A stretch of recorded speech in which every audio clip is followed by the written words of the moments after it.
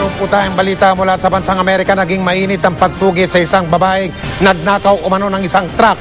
Panuorin niyo po ito mga kapuso. Habol-habol na mga patrol car ng pulisya. Ang truck na yan humaharurot sa isang highway sa California.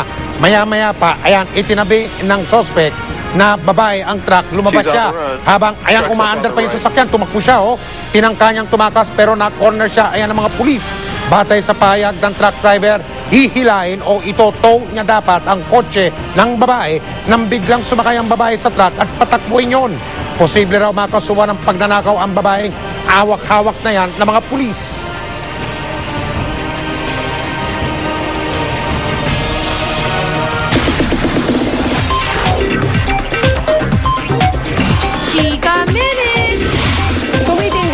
Laban ng mga cook sa kauna-unahang cooking reality show na Kitchen Superstar.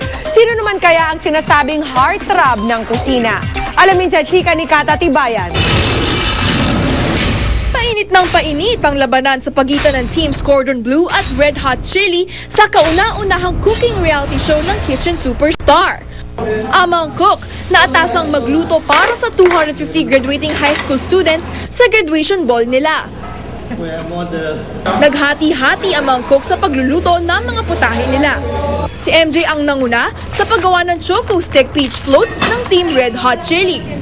Pero mukhang mas mabenta pa yata ang heartthrob na si MJ sa dessert niya. Ang cute niya kasi! Kaya naman, pati ang ibang cook ume-eksena. Ikaw na artista! Bawal ako ba yan? Pwede yan. Ano ba yan? Ito na Alam kasi nanay, sumbong kita. Dito ka na lang namin. Dito ka na lang. Ay, nanay to. Payak. Teka lang. Payak pa yan. Bata ka pa. Ang heartthrob na si MJ at iba pang cook abangan bukas sa Kitchen Superstar.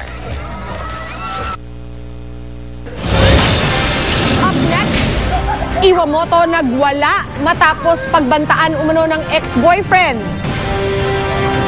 Tutok lang dito sa 24 oras.